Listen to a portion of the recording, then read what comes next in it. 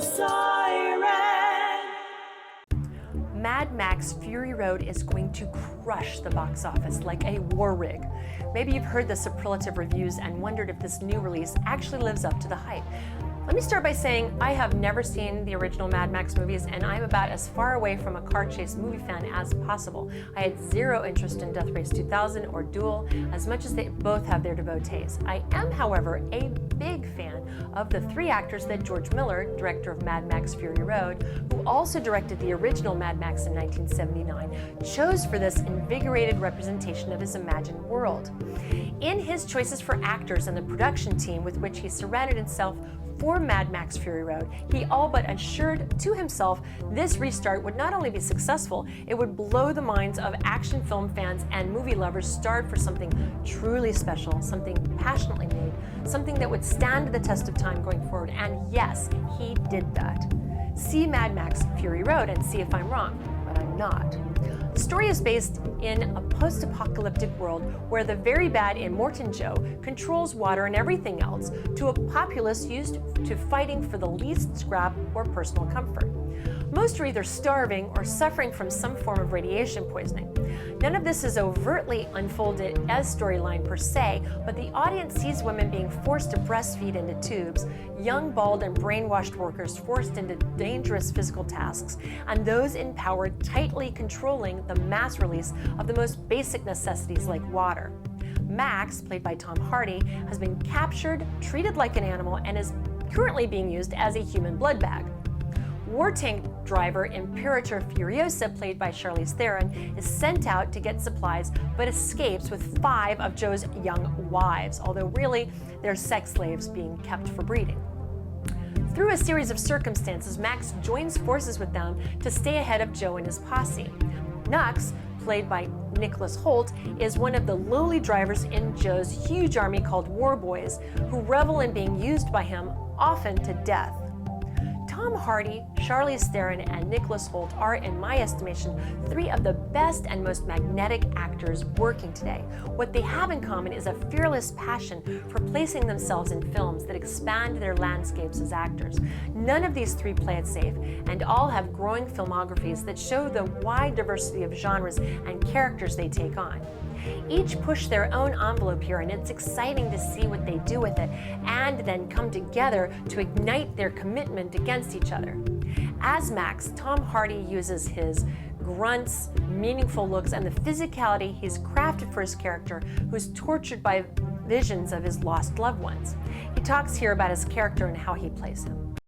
George decided that he was a kind of wolf, Max, or a bit of a wild dog. So the physical life for Max, and there's a transition for Max. Max starts out as a beast in the wilderness, and monosyllabic, can't talk, doesn't know his own voice, hasn't spoken apart from the voices in his head. So he's a creature of the wilderness. And then as he moves, as he's chased down, he's feral. He then, on escaping his situation and meeting Furiosa, he becomes more and more syllabic, slowly, finds his voice. Charlize Theron, as Imperator Furiosa, gets to play one of the best roles for women in an action film ever, and she is up to the task. We never forget she's a woman, but that she's so capable, fearless, and determined is just part of who she is, not her gender. We really need more movies with roles for women like this one. Theron talks about Furiosa. Broken,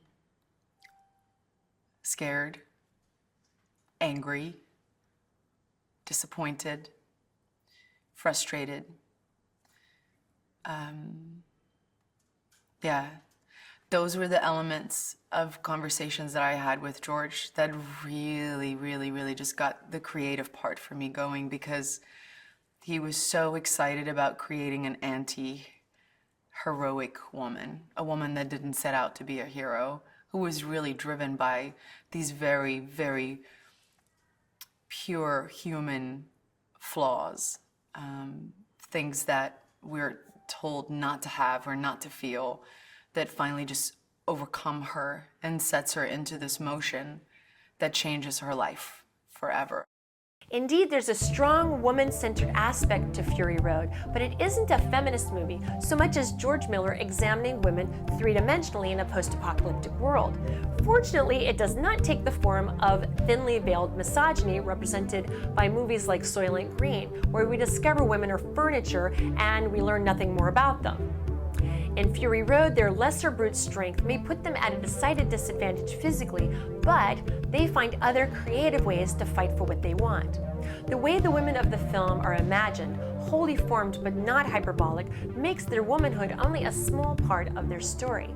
Theron's Furiosa is the leader of these archetypes, women who represent the virgin, the mother, the crone, and sometimes all three at once. Furiosa is a one-armed, very feminine, but entirely equipped chick to take care of herself.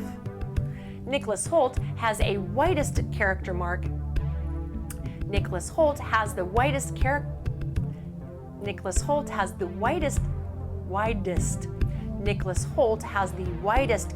arc, playing a dying kid who seeks to go out in style and in flames.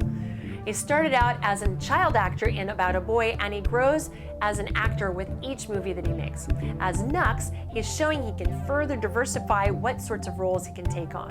He certainly looks to have crawled fully into Nux's skin, and thereby brings the audience along with him on his journey, for better or for worse. He says the enthusiasm on set was infectious. With such limited dialogue, it's impressive how they express to the audience such compelling characters. Connecting with them and rooting and hoping for their survival and success becomes a major part of what makes the film enjoyable. Additional actors like Hugh Keys-Byrne as Immortan Joe, who was also in the original Mad Max, and Melissa Jaffer as Keeper of the Seeds are most memorable, the first as a sort of human nightmare, and the second as the ultimate wise yet badass crone. One of the best aspects of the movie is it doesn't reveal backstory of any of the characters beyond haunting split-second flashbacks in the case of Max. Their histories really don't matter. A great device because it reminds us that no matter what happens, any one of us could become one of them given the right series of circumstances.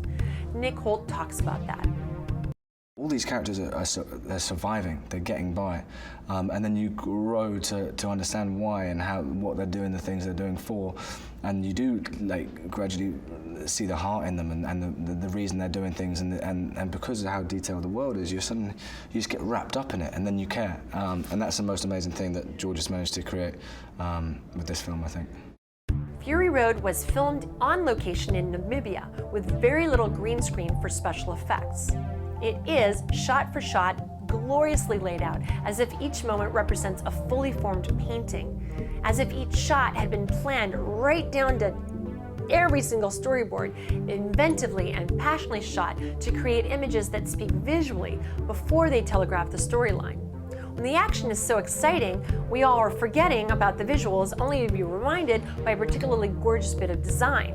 For that alone, Fury Road must be seen multiple times. As it turns out, the reason for this is George Miller co-wrote the screenplay with comic book artist and animator Brendan McCarthy as a visual story, and used storyboard artist Mark Sexton to create a 3,500 panel storyboard that visually built the film moment by moment. These storyboards became a map for Oscar-winning director of photography John Seale and production designer Colin Gibson on their journey to create a film so sumptuous it constantly surprises. Here's George Miller talking about shooting the film and what it was like then in 1979 versus now. There was an opportunity to do what I attempted to do back then, but to use the new technologies and these amazing machines like the Edge and digital cameras that you could put anywhere, and being able to erase tracks and wires and stuff we could never do, or change the sky, or do all that stuff, and yet still do real world vehicles and people in chaos. That was a really fantastic opportunity, and also bring what I thought in the ways that I might have evolved as a filmmaker that I've learned along the way. What Fury Road is must be the sort of action film spectacle every director hopes for when they dream of working behind the lens in a big budget Hollywood film. It's arty, gorgeous, exciting, compelling, and poignant all at once. I'd see it tonight again if I could, and I will see it again soon. I hope it makes a mint and breaks every box office record. It certainly deserves to. Everyone involved deserves to say, "What a lovely day!" I give it 5 out of 5 stars. And I'd also like to give a shout out to my friend Sergio, who did the movie poster that I'm showing in this video today. He has a studio that got the official poster, and we're very excited for him. So, huzzah! Thanks so much for watching. Remember to subscribe, and we will see you again soon. Go find a new favorite film, maybe this one. We work really, really hard to make sure that those loyal fans of the Mad Max movies will be satisfied, and more than satisfied. It's going to be an amplified experience. You have to do that 30 years later. It's going to be, I'm not going to say on steroids, but it's going to be very familiar on the one hand and unique also. It will be its own thing. And they'll get their thirst quenched. On the other hand, those who've never seen a Mad Max movie, never even heard of a Mad Max movie, it will experience it as a standalone experience and a wild, crazy ride. I'm sure of it.